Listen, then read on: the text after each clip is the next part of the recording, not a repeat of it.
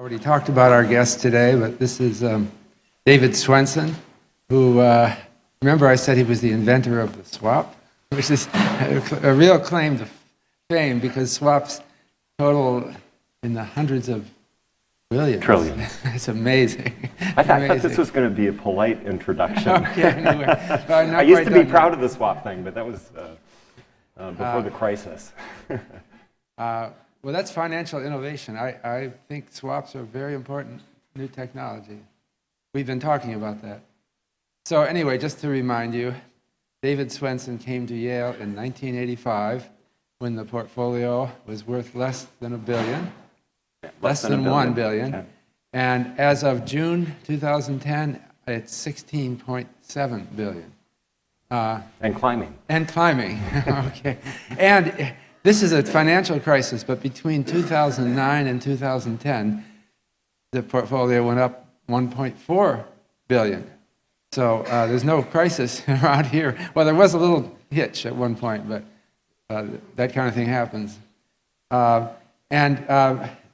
David Swenson also, I take pride in training young people in finance. David Swenson has done the same with many young people.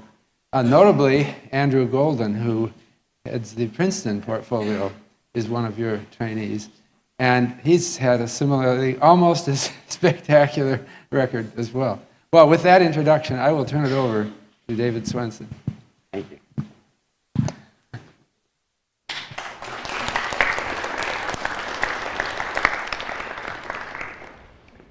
So I've been at Yale for, I guess, more than 25 years now. And for most of the 25 years, if there was any publicity, the publicity was pretty good. For the past couple of years, it's been a little bit mixed, and I liked it better before the publicity was mixed. I liked it when every article that you would read had something great to say about the Yale approach or the Swenson model. But after the collapse of Lehman Brothers and the onset of the financial crisis, it didn't take very long for the negative headlines to appear. As a matter of fact, I carry around this Barron's article that appeared in November 2008, and the title was Crash Course. And it talked about colleges cutting budgets, freezing hiring, scaling back building projects. And it blamed the Yale model and the Swenson approach for being too aggressive. They said in Barron's that university endowments should own more stocks and bonds, less in alternatives, because the alternatives provided too little diversification and too little liquidity. So I thought what we could do today as a jumping off point is talk about what it is that Barron's meant when they were talking about the Swenson approach or the Yale model. And I think when it was successful, it was the Yale model, and when it failed, it was the Swenson approach, which I really don't like. There's an asymmetry there. I keep thinking that I should name it after one of the guys in the office, and maybe it should be the Takahashi approach instead of the Swenson approach. It's time for him to have some glory, right? Talk about what it is that Barron's meant by the Swenson approach or the Yale model, and see whether indeed the criticisms that they levy that there's too little diversification and too little liquidity, whether those criticisms are valid. But to do that, let's go back to 1985 when I first arrived at Yale. It was April 1st, 1985, for those of you who care about April Fool's Day. And I came from a 6-year stint on Wall Street, and I had no significant portfolio management experience. As Bob mentioned in his introduction, I'd been involved with structuring the first swap transaction in 1981 when I worked for Salomon Brothers. It was a swap between IBM and the World Bank, and later Lehman Brothers hired me to set up their swap operations. And so generally what I was doing on Wall Street was working with new financial technologies and being involved with the early days of swaps transactions. It was a much smaller market then. It wasn't hundreds of trillions. And it was a much less efficient market then. So The trades were incredibly profitable. Commodity swaps today trade on razor-thin margins and tend not to be anywhere near as profitable as they were when the markets were much less efficient. How did I end up at Yale? Well, one of my dissertation advisors called me and said they needed somebody to manage the portfolio. And after coming to New Haven and talking to him about the job, I realized that my heart wasn't in Wall Street. My heart was in the world of education, and at Yale in particular. So I came up here amazed that I was responsible as chief investment officer for this portfolio that was less than $1 billion, but close to $1 billion. And the first thing I did was I looked around to see what other people were doing. That seemed like a sensible way to approach the portfolio management problem. There must be some smart people at Harvard or Princeton or Stanford putting together portfolios that make sense for endowed institutions. And what I saw was that colleges and universities had on average 50% of their portfolio in US stocks, 40% of their portfolio in US bonds and cash, and 10% in a smattering of alternatives. Even though I had no direct portfolio management experience, I had studied at Yale, and Jim Tobin and Bill Brainerd were my dissertation advisors, and I understood some of the basic principles of corporate finance. And one of the first things that you learn when you study finance theory is that diversification is a great thing. Jim Tobin won the Nobel Prize in part for his work related to the subject of diversification. In fact, when a New York Times reporter asked Jim to explain in layman's terms what it was that he won the Nobel Prize for, Jim said, well, I guess you could say, don't put all your eggs in one basket. I didn't know you got a Nobel Prize for that, but that's... We told our students that that phrase goes back to 1802, I believe. Okay, so if it goes back to 1802, Jim was just picking up on the vernacular and used it as a way to describe what it is that he did his work for. And Harry Markowitz, who actually did a fair amount of his work on modern portfolio theory at Yale's Coles Foundation, has said that diversification is a free lunch, right? I mean, didn't you learn in introductory economics and intermediate that there ain't no such thing as a free lunch, that economists are always talking about trade-offs? If you want more of this, you have less of that. Well, with diversification, that's not true, right? If you diversify your portfolio for a given level of return, you can generate that return at lower risk. If you diversify for a given level of risk, you can generate higher returns. So diversification is this great thing. It's a free lunch. It's something that everybody should embrace. Well, if you look at the portfolios that I saw in the world of endowment investing in the mid-1980s, they weren't diversified, right? If you've got half of your assets in a single asset class, US stocks, and you have 90% of your assets in US marketable securities, you're not diversified. Half your assets in a single asset class is way too much. And the 90% that are in stocks and bonds, under many circumstances, will respond to the same driver of returns, interest rates, in the same way, right? Lower interest rates, mathematically, are good for bonds, and lower interest rates lower the discount rate that you use to discount future earnings streams, so they're probably going to be good for stocks too, and vice versa. And the second thing I thought about was the notion that endowments have a longer time horizon than any investor that I know. And if you've got a long time horizon, you should be rewarded by accepting equity risks, because those equity risks, even though they might not reward you in the short run, will reward you in the long run. So with a mission as a manager of an endowment to preserve the purchasing power of the portfolio in perpetuity, I expected that other endowments would have substantial equity exposures to take advantage of the fact that in the long run, that's where you're going to generate the greatest returns. But if you think about those endowment allocations that I saw in the mid-1980s, 40% of the assets were in bonds and cash, which are low expected return assets.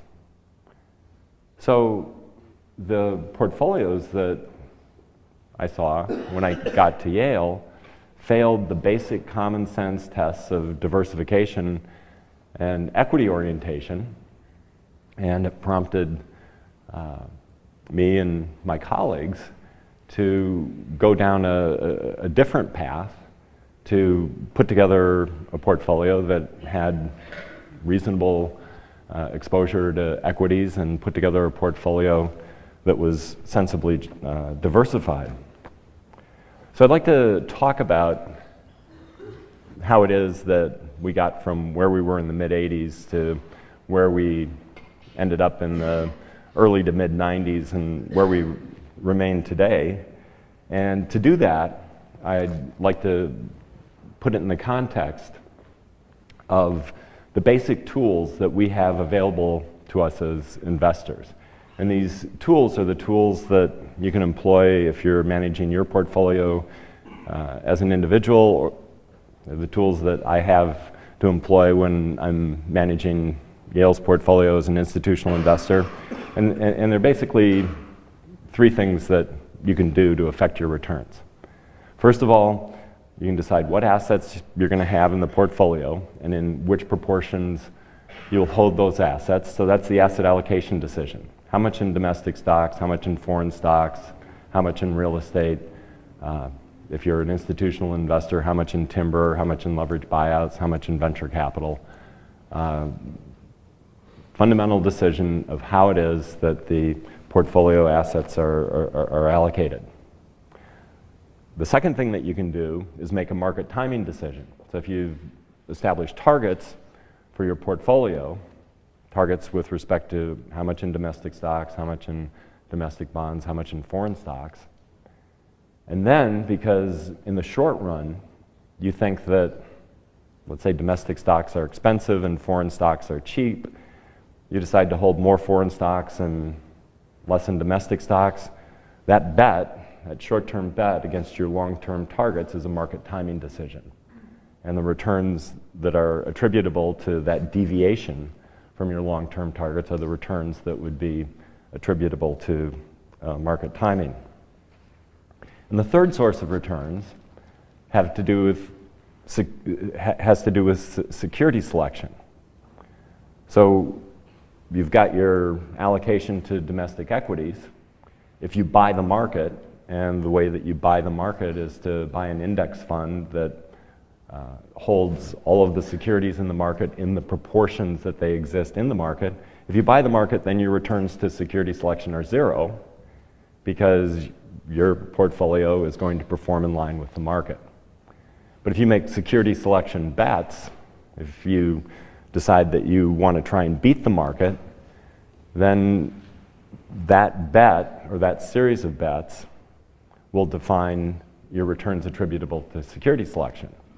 So if you decide that you think the prospects of Ford are superior to the prospects of GM, well, you want to overweight Ford and underweight GM, and if that turns out to be a good bet and you're rewarded because Ford outperforms and GM underperforms, then you have a positive return to security selection. If the converse is true, then you have a negative return to security selection.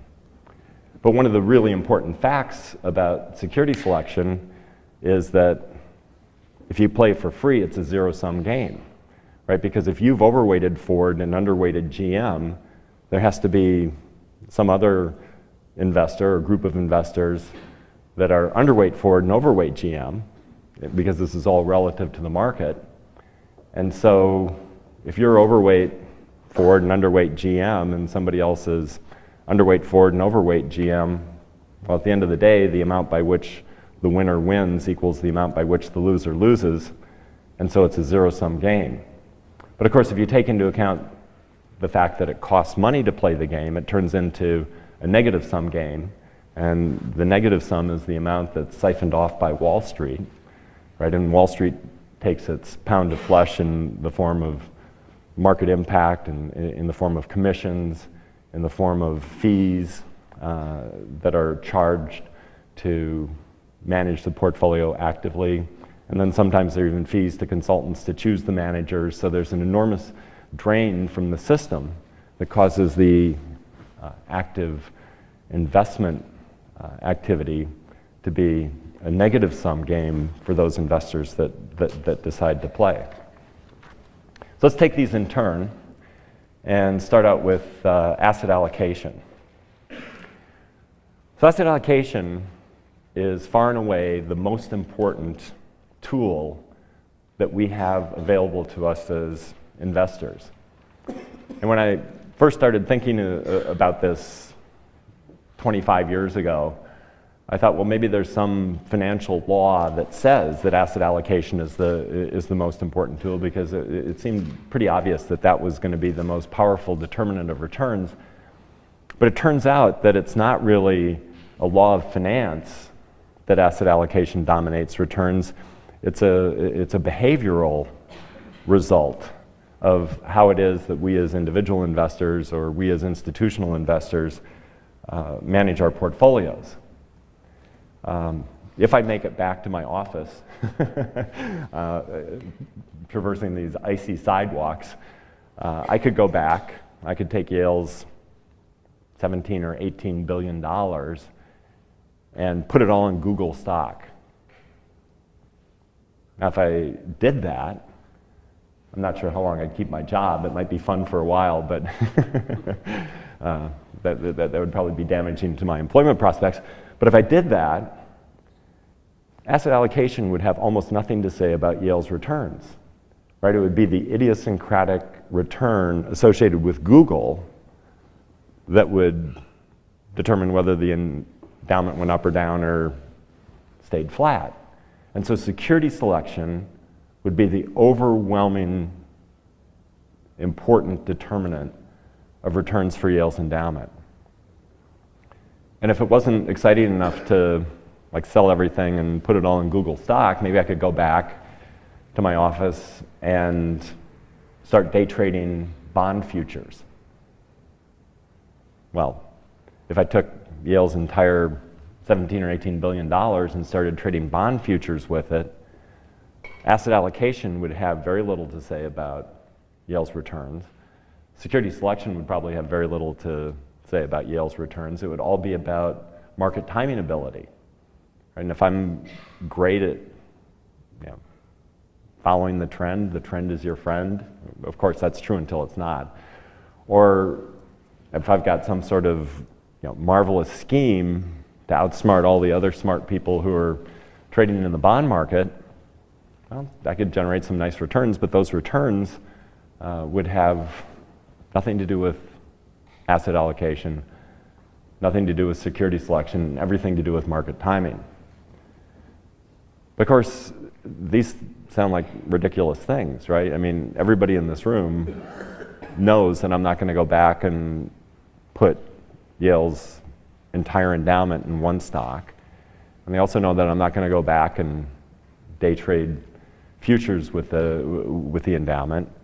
I'm going to go back, and the portfolio is going to look a lot like it looked yesterday and the day before and the month before that and the year before that, because as investors, whether we're individual investors or institutional investors, we tend to have a sensible, stable approach to asset allocation. And within the asset allocation framework that we employ, we tend to hold well-diversified portfolios of securities within each of the asset classes. So that means that asset allocation is going to be the predominant determinant of returns. Bob Schiller and I have a colleague at the School of Management, Roger Ibbotson, who's done a fair amount of work looking at the various sources of returns for investors. And a number of years ago, he came out with a finding that more than 90% of the variability of returns in institutional portfolios had to do with the asset allocation decision. And that was a very widely read and widely accepted conclusion. In that same study, I thought that there was a more interesting conclusion, and that was that asset allocation actually determined more than 100% of investor returns. Now, how could that be? How could asset allocation determine more than 100% of returns? Well, it goes back to the discussion that we had about security selection and the fact that it's not free to play the game. And the same thing's true of market timing, right? If somebody is overweighting a particular asset class relative to the long-term targets that they've got, well, there's got to be an offsetting position in the markets. Market timing is expensive in the same way that security selection is expensive. And so it too is a zero-sum game, even though the analysis that you'd apply to market timing isn't quite as clear and crisp as in the closed system that you've got with any individual securities market. So if security selection and market timing are negative-sum games, then asset allocation would explain more than 100% of the returns. And on average, for the community as a whole, because investors do engage in market timing, investors do engage in security selection, those are going to be negative-sum games, and you have to subtract the leakages occurring because of security selection and market timing in order to get down to the returns that you would get if you just took your asset allocation targets and implemented them passively. So it turns out that asset allocation is the most important way that we express our basic tenets of investment philosophy. I talked about the importance of having an equity bias. Well, these are some of Roger Ibbotson's data. He's got this publication called Stocks, Bonds, Bills, and Inflation. Although I think he might have sold it to Morningstar, so maybe it's Morningstar's publication now. And it actually is an outgrowth of some academic research that he did decades ago. And the basic drill was, starting in 1925, looking at a number of asset classes. The ones that I've got here are treasury bills, treasury bonds, large stocks, small stocks, and then as a benchmark, inflation. Starting the investment at the end of 1925, taking whatever income was generated from that investment, reinvesting it, and seeing where you end up at the end of the period. And what I've got here are the numbers from 1925 to 2009. And if you did that with treasury bills, which are short-term loans to the US government, one of the least risky assets imaginable, you would have ended up with 21 times your money over the period. You think about that, 21 times your money, that's pretty good. But if you think about the fact that inflation consumed a multiple of 12, well, you didn't end up with a lot after inflation. And if you're an institution like Yale, and you only want to consume after inflation returns so you can maintain the purchasing power of the portfolio, well, 21 times, but taking off 12 times for inflation, not so good.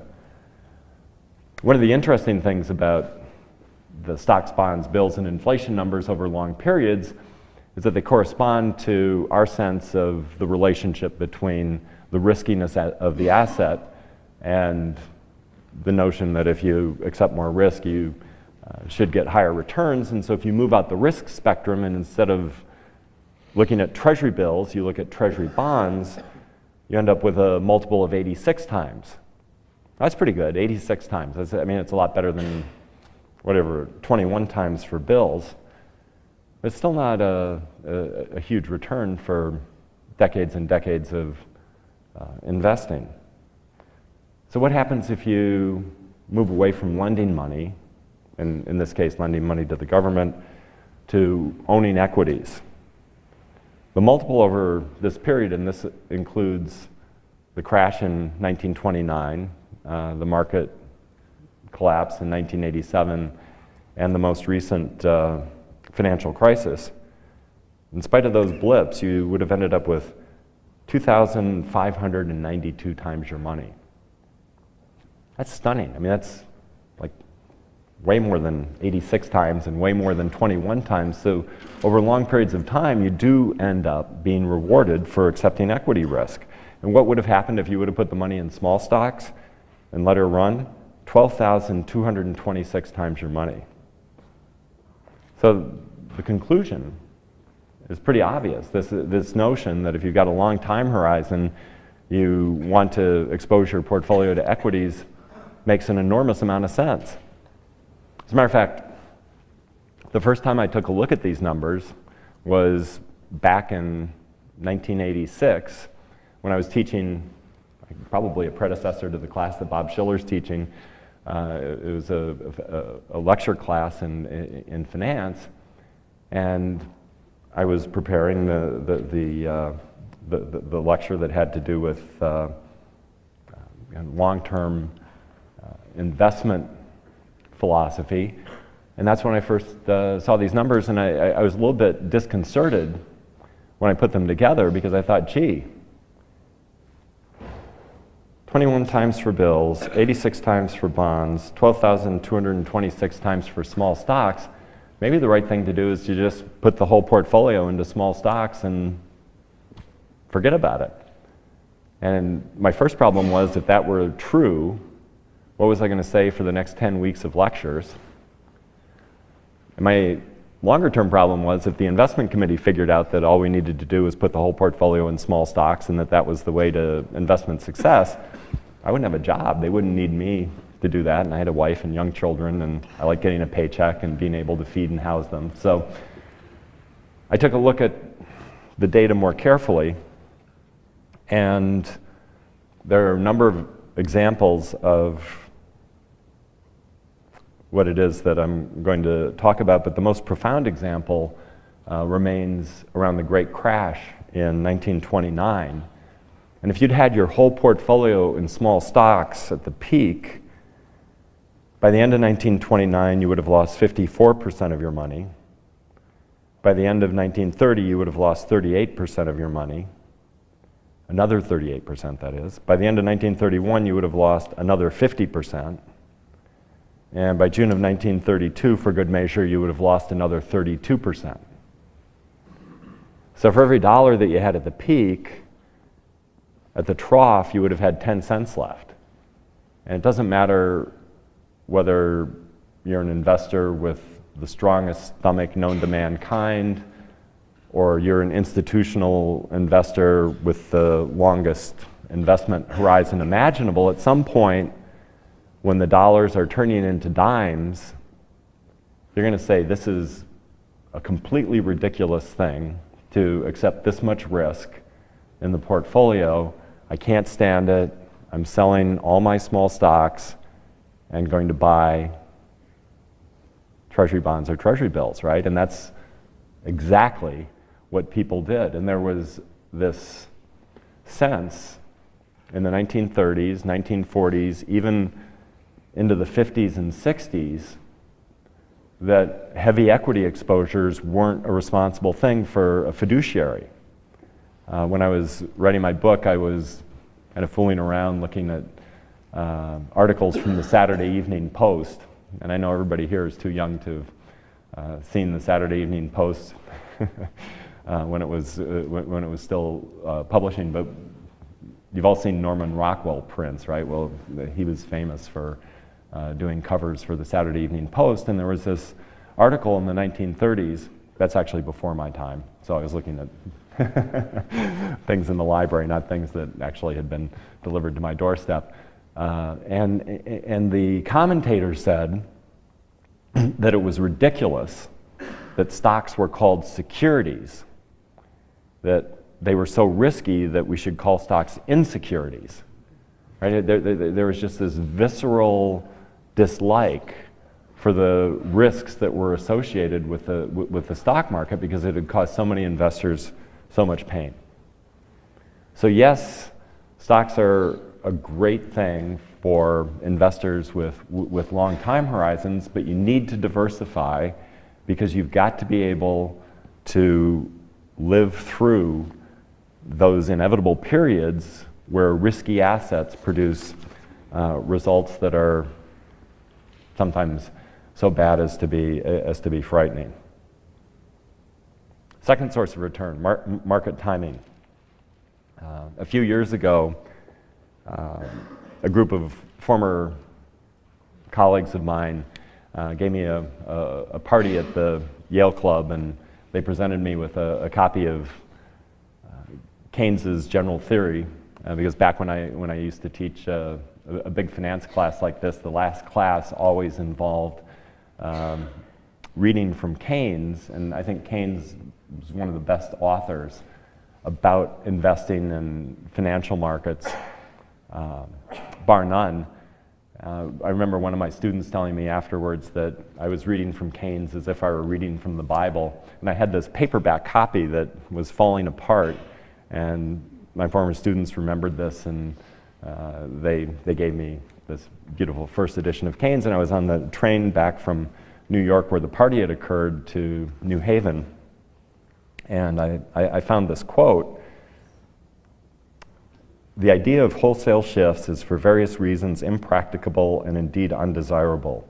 Most of those who attempt to sell too late and buy too late and do both too often, incurring heavy expenses," there's that negative sum game thing, "and developing too unsettled and speculative a state of mind."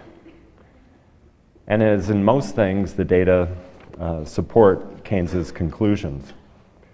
Morningstar did a study of all of the mutual funds in the US domestic equity market, and there were 17 categories of funds. And what they did with this study is they looked at 10 years of returns and compared dollar-weighted returns to time-weighted returns. The time-weighted returns are simply the returns that are generated year in and year out. If you get an offering memorandum or a prospectus, they'll show you the time-weighted return. If you look at the advertisements where Fidelity's touting its latest, greatest funds, the returns that you see are time-weighted returns. Dollar-weighted returns take into account cash flows. Right? So in a dollar-weighted return, if investors put more money into the fund in a particular year, that year's return will have a greater weight in the calculation. So here we have all the mutual funds in the US, 17 categories, time-weighted versus dollar-weighted. In every one of those categories, the dollar-weighted returns were less than the time-weighted returns. What does that mean? That means that investors systematically made perverse decisions as to when to invest and when to disinvest from mutual funds. What investors were doing, they were buying in after a fund had showed strong relative performance and selling after a fund had shown poor relative performance. So they were systematically buying high and selling low. And it doesn't matter whether you do that with great enthusiasm and in great volume. It's a really, really bad way to make money. Very difficult. So the conclusion for these individuals that operate in the mutual fund market is that their market timing decisions were systematically perverse. I also took a look at the top 10 internet funds during the tech bubble. This is something I published in my book for individual investors. And if you looked at the top 10 internet funds 3 years before and 3 years after the bubble, the time-weighted return was 1.5% per year.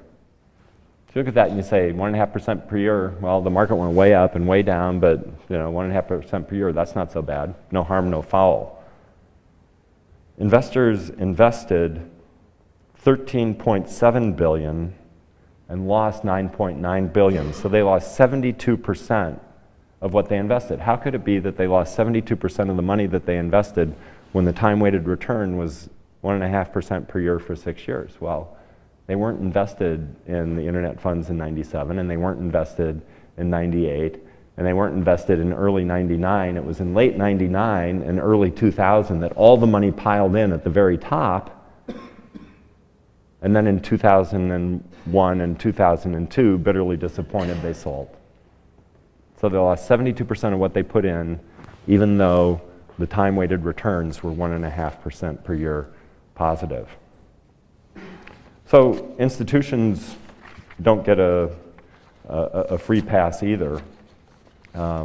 If you look at the crash in October 1987, which was an extraordinary event, I think the calculation I did put it at a 25 standard deviation event, which is essentially an impossibility. But however you measure it, it was an extraordinary event. And what happened on October 19th, 1987? Well, stock markets the world around went down by more than 20%. What people forget is, along with the stock markets going down, there was a huge rally in government bonds, flight to safety. So stocks were cheaper, bonds were more expensive. What did institutional investors do? Well, they got scared and they sold stocks and bought bonds. Same thing, buying high, selling low. As a matter of fact, endowments took 6 years to get their post-crash equity allocations back up to where they were before the crash, arguably underweighted in equities in the heart of one of the greatest bull markets of all time. So it seems that investors, whether they're individual or institutional, have this perverse predilection to chasing performance, buying something after it's gone up, selling something after it's gone down, and using market timing to damage portfolio returns. The final tool that we have available to us as investors is security selection. I cite a study in my book, Unconventional Success, conducted by Rob Arnott, that does a very good job at looking at 20 years worth of mutual fund returns. And he says that there's about a 14% chance that, historically there was a 14% chance of beating the market after adjusting for fees and taxes. So you'd think a zero-sum game would be a coin flip, 50-50, but because of the leakages from the system and because of taxes, the probability of winning goes down to 14%. But oh, by the way, that 14% ignores two very important things. One is that a huge percentage of mutual funds have front-end loads. If you call your friendly broker to buy a mutual fund, they'll extract a payment of 2 or 3 or 4 or 5 or 6%. Those numbers aren't included, so if you included the loads, that would make the likelihood of winning substantially less than 14%. But even more important is the concept of survivorship bias. If you look at 20 years worth of returns, the only returns that you can look at are the returns of the funds that survived for 20 years. Well, which funds didn't survive? Almost always the funds that don't survive are the failures. So you're only looking at the winners. If you look at the winners and you only have a 14% chance, if you take into account the losers, that 14% chance has to go to essentially zero. And is survivorship bias an important phenomenon? It is. The Center for Research on Securities Prices has a survivorship bias-free U.S. mutual fund database, meaning that it tracks the funds that fail. There were 30,361 funds in the database, 19,129 were living, 11,232 were dead. So almost or more than a third of the funds in this survivorship bias-free database were ones that had died, and they died mostly because they failed. And that's kind of an honorable way to die. There are other ways to die. If you're a big mutual fund complex like Fidelity, and you've got an underperforming fund, what you tend to do is something like, well, let's merge that into this fund that has good performance. And guess what happens? Fidelity loses a fund that has bad performance, and the one that has good performance has more assets because they merge the underperforming fund into it, and it makes them look like they're a more successful fund management firm.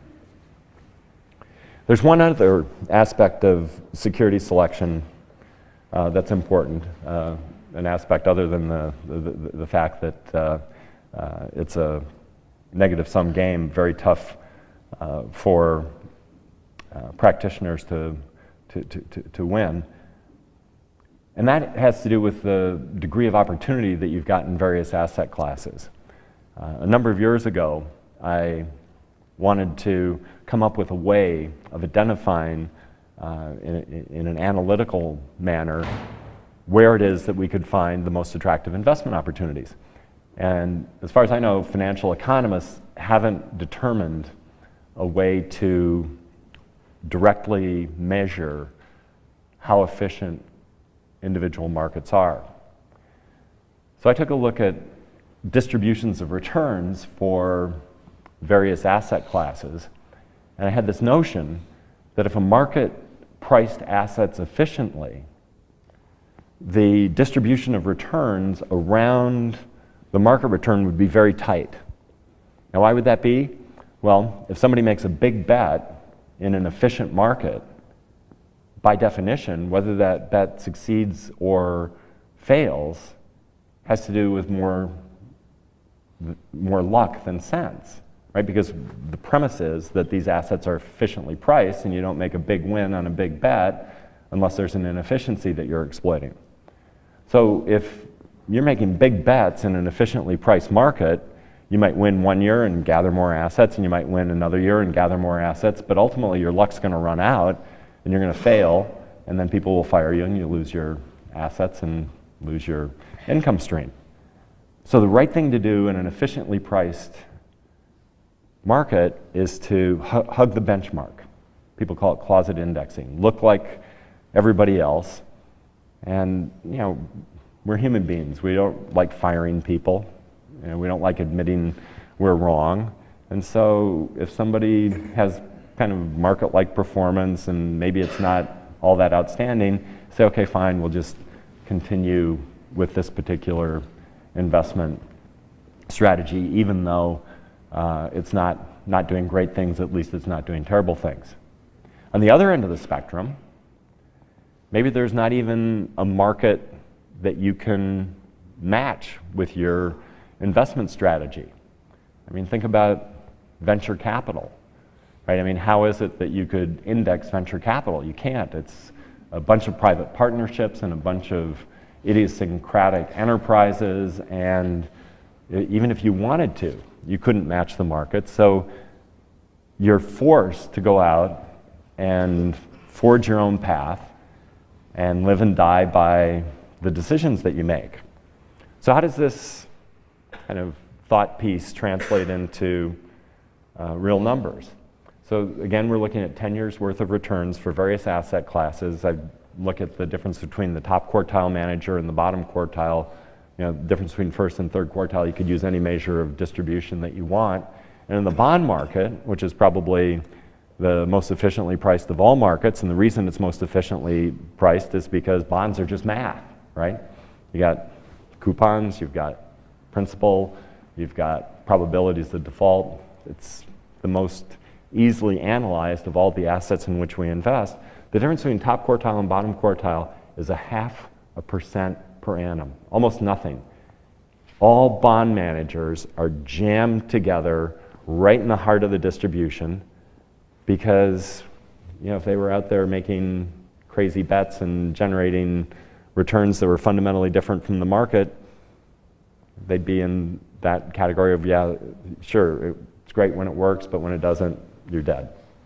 Large cap stocks, less efficiently priced than bonds, but still pretty efficiently priced. 2 percentage points per annum difference, first to third quartile over 10 years. Foreign stocks, less efficiently priced than Those in the domestic markets, 4 points per year. Then you move into the hedge fund world, the part of the hedge fund world that we call absolute return at Yale, 7.1 percentage points first to third quartile. Real estate, much less efficiently priced than marketable securities, 9.3 percentage points top to bottom quartile. Leverage buyouts, 13.7% difference top quartile to bottom quartile. In the venture capital, 43.2 percentage points difference top to bottom quartile. So the measure that we have here of market inefficiency points us toward spending our time and energy trying to find the best venture capital managers, trying to find the best leverage buyout managers, and spending far less of our time and energy trying to beat the bond market or beat the stock market, because even if you win there, and even if you end up in the top quartile, you're not adding an enormous amount of value relative to what you would have had if you just would have bought the market. So with that background, let's revisit the criticisms that Barron's leveled at the Yale model and the Swenson approach. First of all, they talk about diversification failing. And the fact is that in a panic, only two things matter: risk and safety. And I saw this in 1987, saw it in 1998 with the collapse of long-term capital, and saw it in 2008 in a way that was even more profound than in 87 and 98. Investors sold everything that had risk associated with it to buy US Treasuries. Safety was all that mattered. And of course, in that narrow window of time, diversification does fail. The only diversification that would matter in that instance is owning US Treasuries. But if you owned a substantial amount of US Treasury bonds, and what's a substantial amount? 25, 30, 35% of your portfolio, then under normal circumstances, under the circumstances in which we live most of our lives, you're paying a huge opportunity cost. So you could have a portfolio with 30% in US Treasuries, and year in and year out, you would pay this opportunity cost, and then when the crisis comes, you can be happy for 6 or 12 or 18 months, and then you go back to paying the opportunity cost. And I would argue that if you expand your time horizon to a sensible length of time, that the strategy where you hold relatively little in the high opportunity cost US Treasuries is the best strategy for a long-term investor. And there are those who say that, well, if diversification doesn't protect you in times of crisis, what does it matter? Why would you want to diversify? Well, think about Japan. If you were a local Japanese investor, you wanted to have an equity bias in your portfolio, so you owned lots of Japanese stocks. In 1989, at the end of the year, the Nikkei closed at about 38,000. At the end of 2009, 20 years later, the Nikkei closed at 10,500. So with your long time horizon and equity bias in your portfolio over 2 decades, you would have lost 73%. So diversification makes an enormous amount of sense in the long run, even if there are occasional panics where you're disappointed that the diversified approach that you had to managing the portfolio didn't produce results. The second criticism, overemphasis on alternatives. Let's just look at the last decade in Yale's portfolio. Over the 10 years ended June 30th, 2010, domestic equities produced returns of negative 0.7% per year. Bonds produced returns of 5.9% per year. Let's look at the alternatives as opposed to domestic marketable securities. Private equity, 6.2% per year, real estate, 6.9% per year, absolute return, 11.1% per year, timber, 12.1% per year, and oil and gas, 24.7% per year. I think the numbers speak for themselves. If you have a sensibly long time horizon, these basic principles of equity orientation and diversification make an enormous amount of sense. And if you look at the bottom line, which is performance, when I began managing Yale's endowment in 1985, it was less than $1 billion. The amount that we distributed to support Yale's operations that year was $45 million. For the year ended June 30th, 2010, the endowment stood at a little bit above $16 billion, and the amount that we distributed to Yale's operations was $1.1 billion. So an enormous positive change over 25 years. And if you look at Yale's performance over the last 10 years, it's still better than that of any other institutional investor, 8.9% per annum. And that compares to an average for colleges and universities of about 4.0% per annum.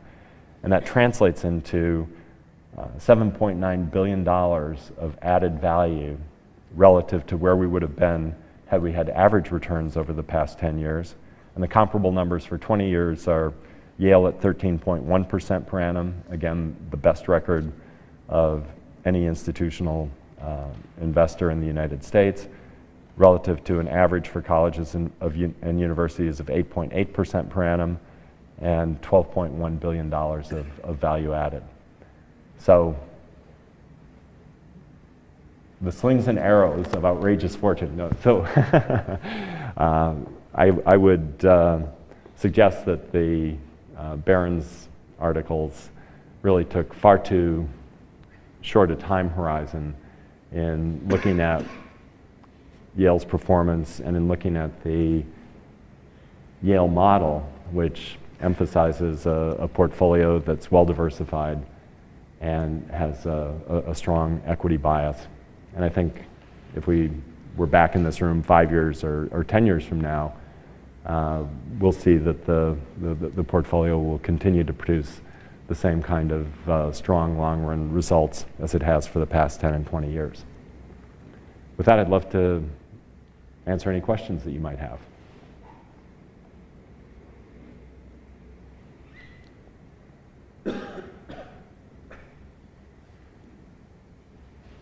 How is your job?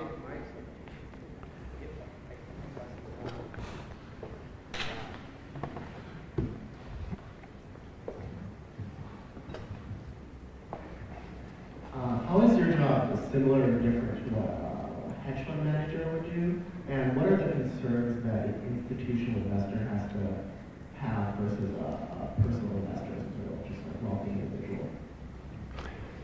So the fundamental difference between what we would be doing at Yale as opposed to a hedge fund manager or a domestic stock manager or a buyout manager is that we're essentially one step removed from the security selection process.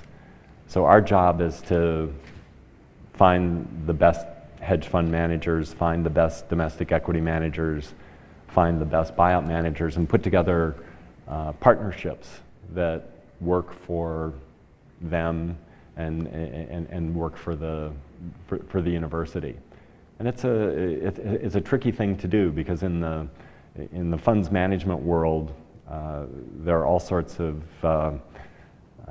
issues with respect to what economists call the principal agent problem. And we're principals for the university engaging agents, the hedge fund managers or the buyout managers, and trying to find ways to get those agents to act primarily in the university's interests, to get rid of those agency issues. And it's a challenge, but a fascinating challenge, because in doing this, you end up meeting an enormous number of incredibly intelligent, engaged, thoughtful individuals that are involved in the funds management business, and it's a fabulous career, at least from my perspective, because I get to do this and do it to benefit one of the world's great institutions,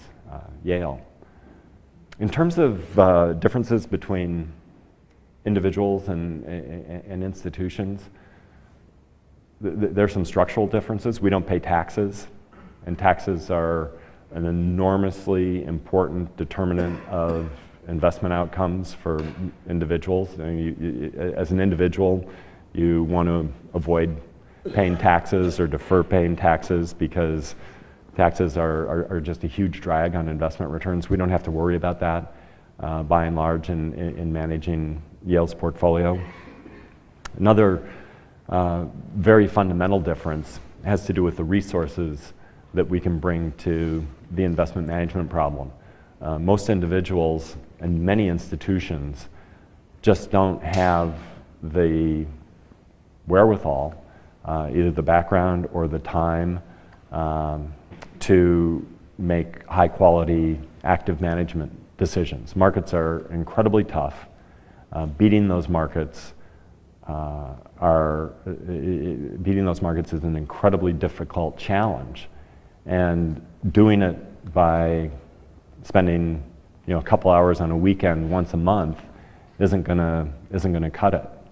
And so at Yale we've got 20, 21, 22 investment professionals who are dedicating their careers to trying to make these high quality active management decisions, and so we can go out and have a decent shot at beating the domestic stock market and the foreign stock market and putting together a superior portfolio of venture capital partnerships and hedge fund managers. And over the past 5, 10, 15, 20 years, we've produced market-beating results. In contrast, an individual has almost no chance of beating the market.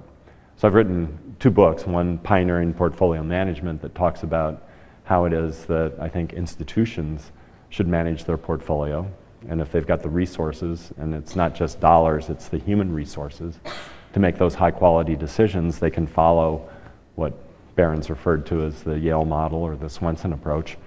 But the book that I've written for, ostensibly for individuals, but it's really individuals and institutions that don't have the same resources that Yale does to make these high-quality active decisions.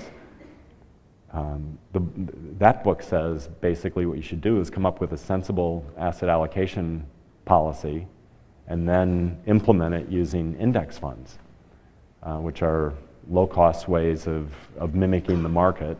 And oh, by the way, because they have very low turnover, generate very little in terms of tax consequences for the holders of those funds. So it's kind of an interesting world where the right solution, I think, is either at one extreme or the other extreme.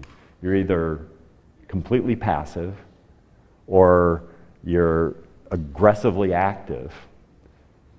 But as in most things, most people are kind of in the middle, right? They're neither aggressively active nor completely passive, but in the middle you lose because you end up paying high fees for mediocre active results, and that's where most people end up, and most institutions.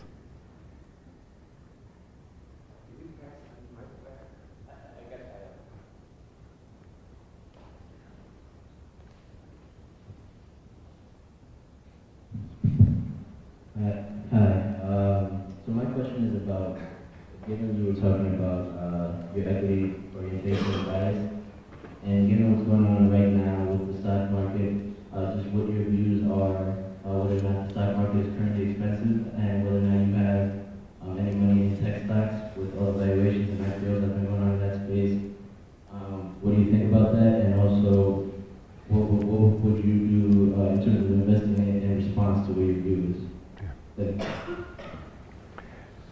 So One of the great things about having a diversified portfolio is that you can worry less about the relative level of valuation of various assets in which you invest. So if you go back to the mid 80s and you've got a portfolio that's 50% in domestic stocks, you have to worry a lot about the valuation of that portfolio because half of your assets are in that single asset class. But if you've got a well-diversified portfolio with, let's say, minimum allocation of 5 to 10% and a maximum allocation of 25 to 30% in an individual asset class, the relative valuation of each of those asset classes matters less. And there's another kind of nice aspect to a rebalancing policy. If you set up your targets and you faithfully adhere to those targets, suppose that domestic equities have poor relative performance. Well, then you're going to buy domestic equities to get them back up to target, selling whatever it is that had superior relative performance to fund those purchases, and vice versa. If domestic equities have great relative performance, you'll be selling to get back to your long-term target and buying other assets that have shown poor relative performance. So if you're in a circumstance where domestic stocks are expensive, where you're selling into this superior relative performance that the domestic equities are exhibiting, thereby maintaining your risk exposure at a level that's consistent with what's implicit in your policy asset allocation. So that's kind of a long way of saying that if somebody asks me whether stocks are expensive or cheap, my first line of defense, it doesn't really matter all that much to me because we're well diversified and because we do a great job of rebalancing. But the reality is that those questions are just incredibly tough to answer. If they were easier to answer, I guess I'd be much more excited about market timing as a way to generate returns.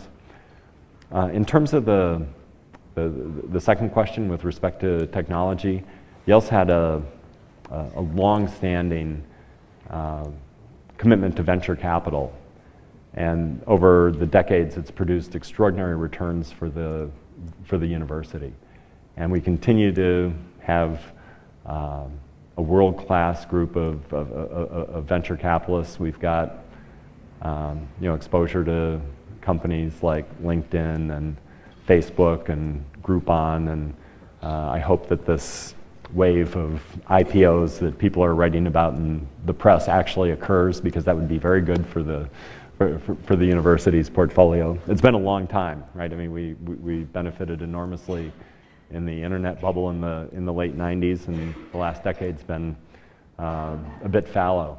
And we also find on the marketable security side that technology stocks tend to be less efficiently priced than many other securities, and so we have a manager that is heavily focused on information technology stocks and another manager that's very heavily focused on biotechnology stocks, and both those managers have produced very handsome absolute and relative returns, and that's an important part of our domestic equity strategy.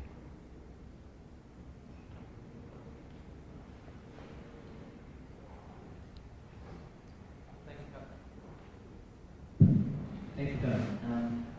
I just have a quick question on, so like in recent years, the number of hedge funds, private equity firms has gone up. And I wasn't sure how that's changed the efficiencies of the alternative asset allocation markets. And if it's changed the efficiencies, how have you changed your investment philosophy? And and I was wondering also, what are the structural sort of patterns of these markets that would prevent the market from becoming very efficient, even if there are a lot of hedge funds and a lot of them. So that's a really good question. I think the most fundamental issue with the explosion of hedge funds and the explosion of private equity funds has to do with this negative sum game that we were talking about. If you go back to the 1950s, the most common way that institutional assets were managed would be for an institution like Yale to go to a bank like Chemical Bank or JP Morgan, and they would pay a small fraction of 1% for a reasonably diversified portfolio of stocks, bonds, and it'd probably be some foreign stocks and some domestic stocks, but the leakage from the system was very small. And you look at hedge funds and private equity funds, they're essentially dealing with the same set of securities that an institution used to pay 0.2% a year or 0.3% a year for admittedly sleepy bank management, but it's the same set of securities. Now those securities are traded in a hedge fund format or taken private in a private equity fund format, and the fees that you're paying are a point and a half, 2 points, right? The typical 2 and 20, and you're paying a significant percentage of the profits, the 20 and the 2 and 20. Think about that. The leakage from the system that goes to Wall Street is enormous compared to what it was 10 years ago or 20 years ago or 30 years ago. So there's that much less left for us as investors. And I think that has huge consequences for endowments, foundations, pension plans, institutions of all stripes, and to the extent that individuals get exposure to these types of assets, and they're largely wealthy individuals that end up getting the exposure, they're going to suffer the same consequences of this huge leakage of higher fees and the profits interest to Wall Street. The question as to whether or not the money flowing to hedge funds is going to make markets more efficient and take away opportunities, I don't worry too much about that. I mean, I think that the best talent is going to hedge funds because if they're in a long-only domestic equity environment, maybe they can charge 0.75% or 1%, or if they're in the mutual fund world, maybe they charge 1.5% or something like that. Well, you'd rather have 2 and 20 than 0.75, right? That's easy. So there's a huge migration of talent to the hedge fund world. But what I care about when I look at the degree of investment opportunity is this dispersion that we talked about. And I haven't seen the dispersion of results, top quartile to bottom quartile, compress at all. So I don't think that we're increasing the efficiency of the pricing of assets. I still need to go out there and be able to identify people in the top quartile or top decile so that we can win relative to the markets after adjustment for the risks that we take. So as long as we have plenty of dispersion in the results, it's still an interesting activity for us to pursue. I think there's one more question. Okay. Can I ask? Go ahead. It better be good. It's the last question. Okay.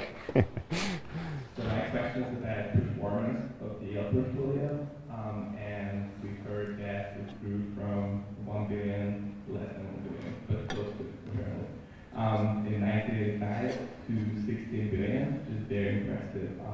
And it's documented in newspapers, it's online, Wikipedia. Professor Schiller introduced you with these facts.